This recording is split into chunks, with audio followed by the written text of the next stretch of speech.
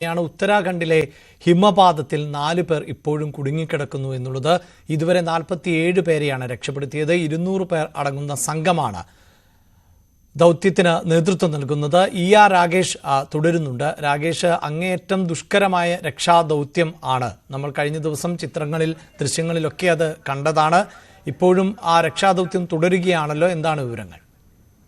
അതെ അഭിലാഷ്, രക്ഷാദൗത്യം തുടരുകയാണ്. ഇപ്പോൾ 50 മണിക്കൂർ പിന്നിട്ടിരിക്കുന്നു ദൗത്യം ആരംഭിച്ചിരിക്കുന്നു. ഇതുവരെ 51 പേരെ രക്ഷപ്പെടുത്തി. അതിൽ 4 പേർ മരിച്ചു. 47 പേരെ സുരക്ഷിത സ്ഥാനങ്ങൾക്ക്, അവർക്ക് വലിയ കാര്യമായ പ്രശ്നങ്ങളില്ല എന്നാണ് ഇപ്പോൾ സൈന്യം അറിയിച്ചിരിക്കുന്നത്. ഇതിൽ തന്നെ 29 പേരെ ആദ്യം ബദ്രിനാഥിലേക്കും അവിടെ നിന്ന് ജോഷിമഠിലേക്കും എയർലിഫ്റ്റ് ചെയ്യുകയും അവരെ ഇപ്പോൾ സൈനിക ആശുപത്രികളിൽ പ്രവേശിപ്പിക്കുകയും ചെയ്തിട്ടുണ്ട്. ഇവരുടെ ആരോഗ്യനില തൃപ്തികരമാണ് എന്നാണ് സൈന്യം പ്രതികരിച്ചിരിക്കുന്നത്. ഇനി കണ്ടെത്താനുള്ളത് 4 പേരെയാണ്. ഈ 4 പേരിൽ 2 പേർ ഉത്തരാഖണ്ഡ് സ്വദേശികളാണ്. ഒരാൾ UP സ്വദേശി, മറ്റൊരാൾ ഹിമാചൽ പ്രദേശ് സ്വദേശിയാണ്.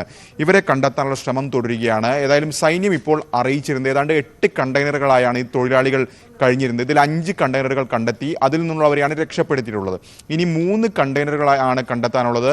ഇവരെ കണ്ടെത്താനുള്ള ശ്രമമാണ് ഇപ്പോൾ തുടരുന്നത് എന്നാണ് ഇപ്പോൾ സൈന്യം അറിയിച്ചിരിക്കുന്നത്. ഏതാണ്ട് 200 പേരടങ്ങുന്ന സംഘമാണ് ഈ രക്ഷാദൗത്യത്തിൽ പങ്കെടുക്കുന്നത്. അതിൽ കരസേനയുണ്ട്, ഒപ്പം തന്നെ NDRF ഉണ്ട് തുടങ്ങിയവരെല്ലാം തന്നെ ഒന്നുചേർന്നുകൊണ്ട് ഒരു സംയുക്തമായ രക്ഷാദൗത്യമാണ് ഇപ്പോൾ നടന്നുകൊണ്ടിരിക്കുന്നത്. ഏതായാലും ഈ 3 കണ്ടെയ്നറുകൾ കണ്ടെത്താനുള്ള ശ്രമം ഇപ്പോൾ തുടരുകയാണ്. കാരണം ഏതാണ്ട് 6 അടി ഉയരത്തിലാണ് മഞ്ഞ് പാളികളുള്ളത്. അത് കണ്ടെത്തുക എന്നൊരു വലിയ വെല്ലുവിളി ഈ രക്ഷാദൗത്യ സംഘത്തിനുണ്ട്. പ്രത്യേകിച്ച് കാലാവസ്ഥ പ്രതികൂലമായി തന്നെ തുടരുന്നു. ഈ ഒരു സാഹചര്യം കണക്കിലെടുത്തുകൊണ്ട് തന്നെ ഡൽഹിയിൽ നിന്ന് ഗ്രൗണ്ട് പെനിട്രേറ്റിംഗ് റഡാർ എത്തിക്കാനുള്ള നീക്കമാണ് ഇപ്പോൾ സാധിക്കുന്നത്. കാരണം ഇന്നലെ നടത്തിയ തെരച്ചിലൊന്നും തന്നെ ഈ 3 കണ്ടെയ്നറുകൾ കണ്ടെത്താൻ കഴിഞ്ഞിരുന്നില്ല. മറ്റ് 5 കണ്ടെയ്നറുകളിൽ നിന്നായി ആളുകളെ രക്ഷപ്പെടുത്തി. അപ്പോൾ കൂടുതൽ സംവിധാനങ്ങൾ, യന്ത്ര സംവിധാനങ്ങൾ അടക്കം ഉപയോഗിച്ചുകൊണ്ട് ഈ 4 പേരെയും കണ്ടെത്താനുള്ള ശ്രമം ഇപ്പോൾ തുടരുകയാണ്. വളരെ പ്രധാനപ്പെട്ട 2 ദേശീയ വാർത്തകൾ ആണ് രാകേഷ് പങ്കുവച്ചത്. ഇനി